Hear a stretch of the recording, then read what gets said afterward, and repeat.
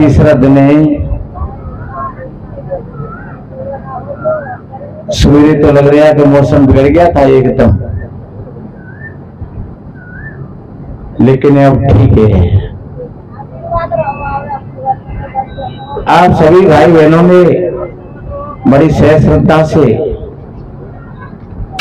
संतों की वाणियों को श्रवण किया।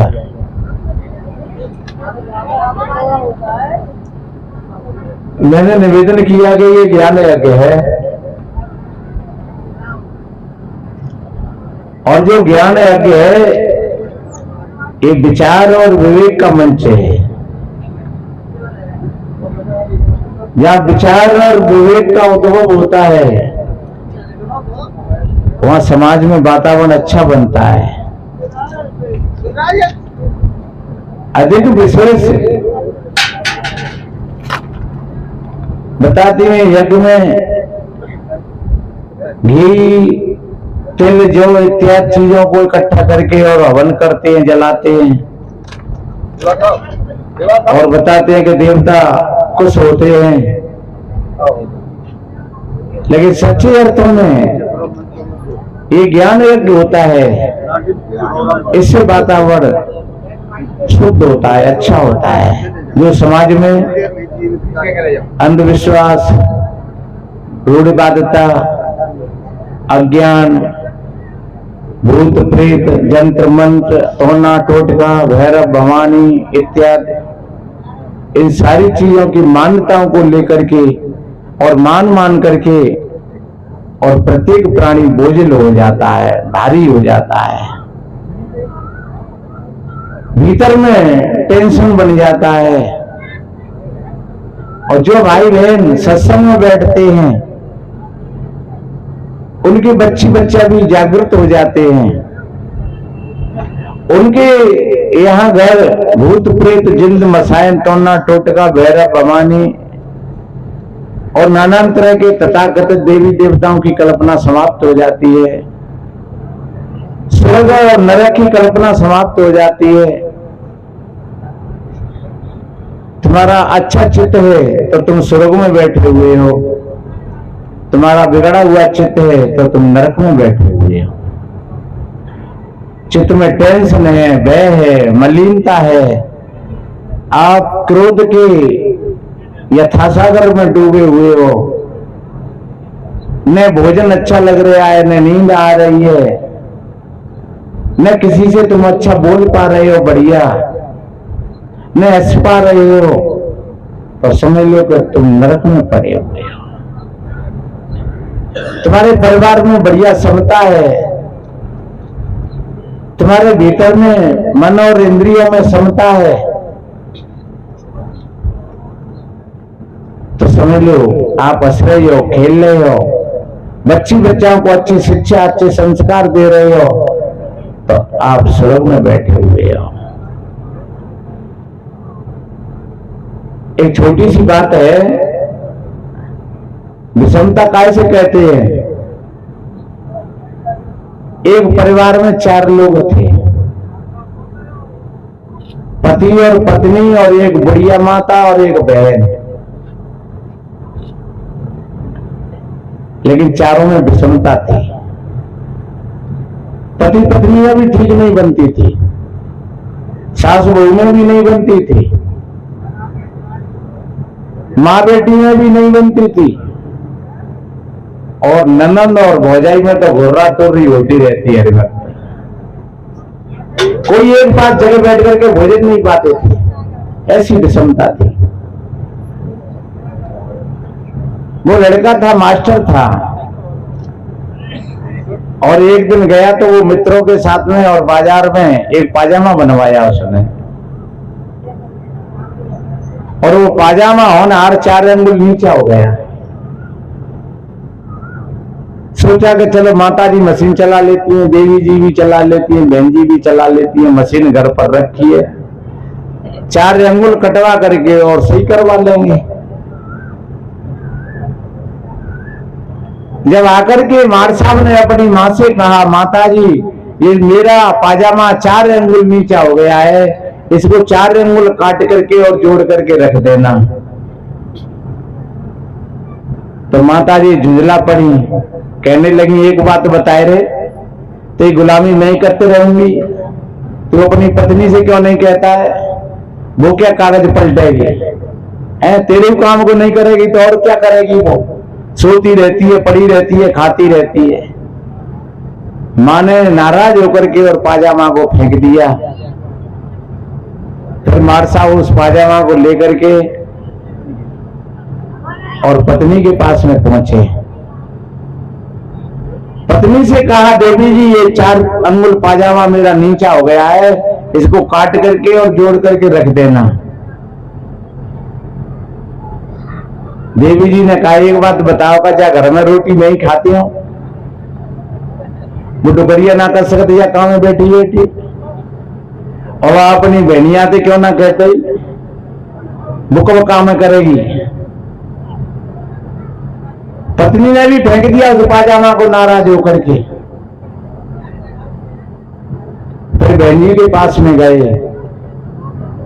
और बहन जी ने भी कहा कि एक बात बताओ भैया, नोटर की गड्डी तो भाभी पकड़ा देता और काम हम करे तुम्हारो, हमारे बस की बात ना, भाभी जी से क्यों नहीं कहते हो?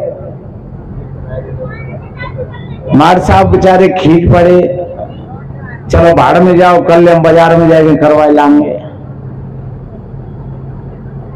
फिर थोड़ी देर बाद माता जी ने सोचा कि चलो आखिर मेरा ही बेटा है, वो तो करनो ही करनो में, जियनो तो सीयनो।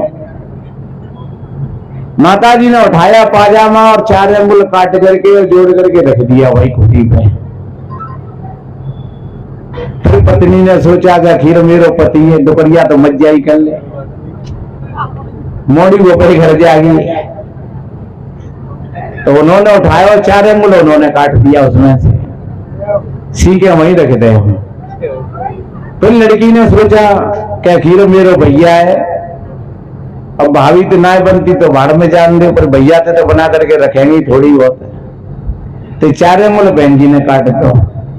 अब काटना 4 अंगुल और कटे को 12 अंगुल। शाम को जब मार साहब आए और कहा कि कहो, मैयों ने आते ही देखते ही और कहा कि कहो बेटा देख लिया तुमने अपनी पत्नी को और अपनी बहन को? मैंने तो तेरा काम किया है, तेरा पाजामा मैंने ठीक कर दिया। और मार साहब ने जब पाजामा उठा करके पहना तो उन्हें पाजामा रहा और न अंडरवियर रहा। तब कहा कि माताजी मैंने तो 4 अंगुल की कहा था, तुमने तो 12 अंगुल काट दिया।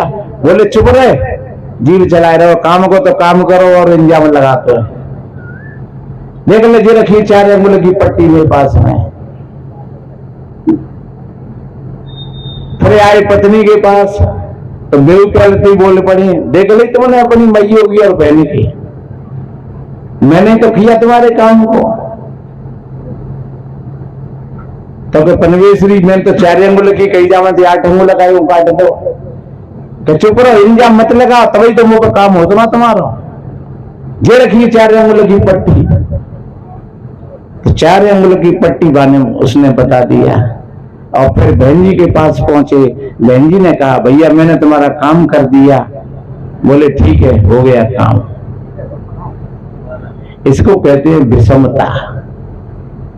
अगर उनमें समता होती तो वो तीनों एक जगह बैठ करके और एक ही काम कर लेती। कपड़ा भी खराब नहीं होता, ज्यादा समय भी खराब नहीं होता, विषमता भी नहीं बढ़ती, आपस में प्रेम प्यार भी रहता।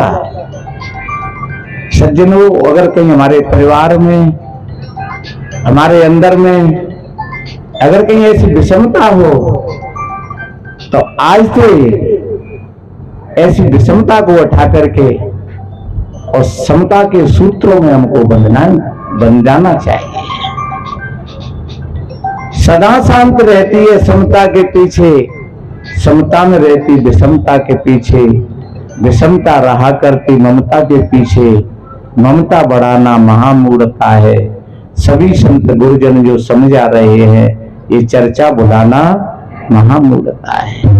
बड़े भाग्य से ऐसा अवसर मिला है, तो ये बड़े परम सौभाग्य की बात है। हमारे मन और इंद्रियों में समता हो तथागत बुद्ध, सदगुरु कबीर, संत श्रोमणी रविदास महाराज जी ये सम्यकवादी महापुरुष थे और ये सम्यकता के फाउंडेशन पर ही बाबा साहब जी ने संविधान की रचना करी। ये जो सम्यकतावादी जो फाउंडेशन है, जिसको सदगुरु कबीर साहब ने और संत श्रोमणी रविदास महाराज जी ने इस फाउंडेशन को नीचे से मजबूत बनाया और थोड़ा आकर के फिर अंग्रेजों ने इसी पर दीवारें चुनना शुरू किया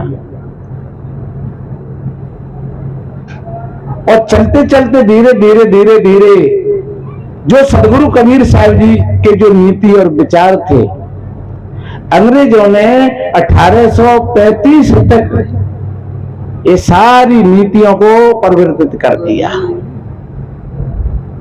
सबको बैठने उठने का समान अधिकार दिया, नौकरियों का अधिकार दिया, शिक्षा का अधिकार दिया। अगर शिक्षा का अधिकार नहीं होता तो महात्मा फुले नहीं पढ़ पाते थे और माता सावित्रीबाई नहीं पढ़ा पाती थी, लेकिन ये कानून बनकर के तैयार हो गए। महात्मा ज्योतिराव का फुले का जन्म हुआ है 1827 में, 1835 में शादी हुई और फिर उन्होंने बच्चियों के लिए विद्यालय खुलवाए और बनवाए और फिर उन्होंने एक सत्याग्रह, एक समिति बनाई थी और वो बहुत बड़ा उनका संघर्ष जारी रहा था। जब ये फाउंडेशन खूब मजबूत हो गया पूरा का पूरा, अब 1891 में बाबा साहब का जन्म होता है। 1890 में महात्मा फुले ज्योति का शरीर समाप्त हो जाता है, वो शरीरांत हो जाता है। फिर इस कमान को जो की तो बाबा साहब ने उठाया और आज ये जो सदगुरु कबीर साहब जी और संत श्री रविदास महाराज जी का जो फाउंडेशन बना हुआ था, जो न्याय और नीति और निर्णय का, समानता का, बंधुत्व का, भाईचारे का और जो सबका सब पूरा, इस पर भी संविधान रूपी भवन बना करके बाबा साहब ने और समाज को समर्पित किया। और आज इस भवन में हम और आप सब बड़े सुख और शांति से अपने अपने अधिकारों के साथ अपना जीवन जी रहे हैं। और ज्यों तो क्रूर और गुंडे और बदमाश आतंकवादी पहले भी थे और आज भी हैं। पहले भी लोग सामंतवाद में गरीबों को सताते रहते थे, जाति समाज के नाम पर लोगों को परेशान करते थे और आज भी देखो अभी ये कांड हुआ है पहलगाम में, 26 लोग जो निहत्थे बेचारे अपनी यात्रा कर रहे थे, पत्नी और बच्चों के साथ अपना सुगन मना रहे थे और हत्यारे लोगों ने आकर के और उन पर गोलियां दाग दी। पत्नी चिल्लाती रही, बच्चे चिल्लाते रहे, बड़े बूढ़े चिल्लाते रहे और धाड़ धाड़ धाड़ धाड़ और 28 लोगों को वहां खत्म कर दिया।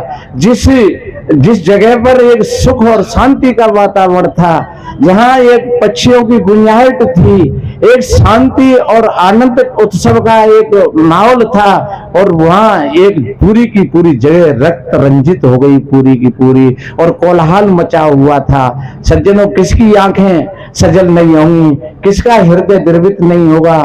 तो ऐसे आतंकवादी गुंडे पहले भी थे और आज भी हैं और आगे भी रहेंगे, लेकिन ऐसे लोगों को कभी जो दूसरों की बस्तियों को उजाड़ करके और जो स्वयं को अपना अस्तित्व जमाना चाहते हैं, ध्यान रखो उनका अस्तित्व कभी बरकरार सदैव रहने वाला नहीं है। देखते देखते और उनका भी उजड़ जाता है।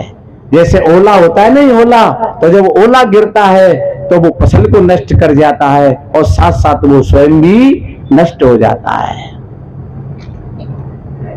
इसलिए मेरे बहन भाइयों, इंसानियत और मानवता कहती है कि सबके साथ में अच्छा व्यवहार करो। हम सभी भाई भाई हैं। हमारे एक राम भरत जी पोरसिया है और ये सम्यकवादी और अच्छे विचारक हैं, मार साहब हैं। ये भिंड और भीमनगर में इनका मकान है और ग्वालियर भी जो वो कॉलोनी है उसमें मकान है इनका। और आए सत्संग में तो वो ये कह रहे 12 के पद की, समय तो थोड़ा है, मैं जल्दी जल्दी निवेदन करूंगा। देखिए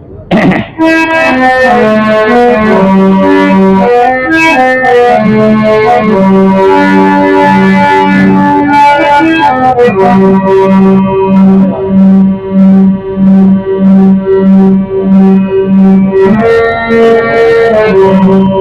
मैंने निवेदन किया, सबसे हिली मिली चलो जगत में जीवन थोरो है।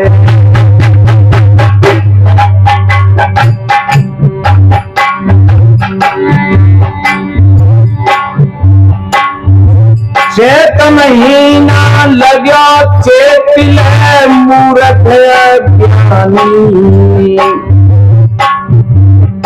और जन्म मरण के दुख और के भूलो अभिमानी।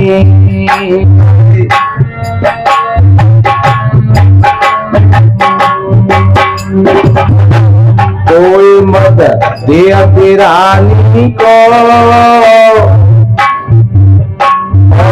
फूटी पलक में जाए बबू जैसे पानी, फूटी पलक में जाए बबूला जैसे पानी।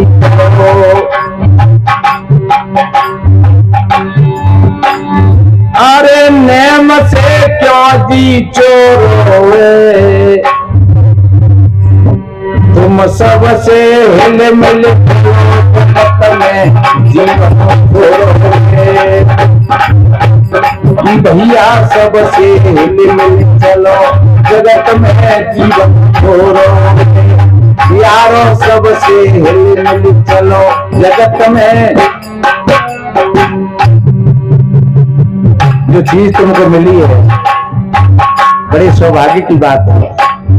बढ़िया सुंदर शरीर मिला, बढ़िया ये मानव समाज मिला, बढ़िया अच्छा सत्संग मिला, बढ़िया घर मकान मिला, परिवार मिला, बढ़िया बच्ची बच्चा मिले। इसका सबका सदुपयोग करते हुए गर्म मत करना, घमंड मत करना कि मेरे को मकान कोई बनाए ले, मेरे से मोड़ा कोई कर ले, मेरी जैसी वो होगी एक आध। ये घमंड और ये अहंकार ये चूर चूर कर देता है। इसलिए मेरे भाइयों, शरीर मिला है अच्छा तो बहुत अच्छी बात है, सुंदरता ही मिली है तो बहुत अच्छी बात है। धन्यवाद दो गुरु महाराज को, धन्यवाद दो प्रकृति को, धन्यवाद दो। मकान मिला है बढ़िया तो धन्यवाद दो। आपके बच्चा सपूत है तो धन्यवाद दो। देखिए आगे की पत्ती में कितना बढ़िया कहा।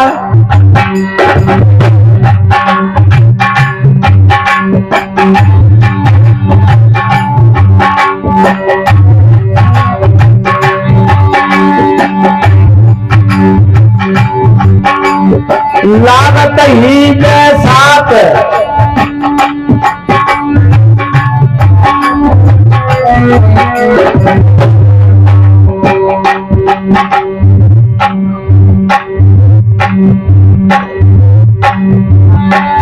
लागत ही बेसात। अरे सुनो सब सज्जन सरदारी, और काम क्रोध मत लोभ मोह दियो रही। काम क्रोध मत लोभ मोह की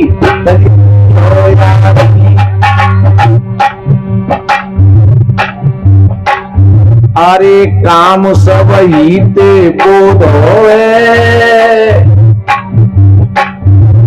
अरे तुमको दुख सुख करने वाला कोई नहीं है। अगर दुख और सुख मिलता है तो तुम्हें अपने हिसाब से मिलता है। मैंने पहले कहा था कि अगर आप क्रोध की धारा में डूब रहे हो तो आप नरक में डुबकी खा रहे हो। कल भी मैंने इस पर चर्चा किया था। अब कोई कहे कि महाराज क्रोध तो करना पड़ता है, अगर कोई आदमी कुछ कह देता है तो फिर क्रोध आ जाता है। हमारे यहाँ बैराग शतक में सदगुरु श्री गुरु साहिब जी ने कहा है कि निज कर लागी निज ही तन, और अंगुर गई ने ये आंख। अगर अपने ही हाथ से और अपनी आंख में उंगली चली गई तो बताओ क्या उंगली काटोगे? अपनी उंगली और अपनी आंख में चली गई और आंख कुचेरी पीड़ा हो गई तो क्या तुम अपनी उंगली को काट करके फेंक दोगे? क्या करोगे?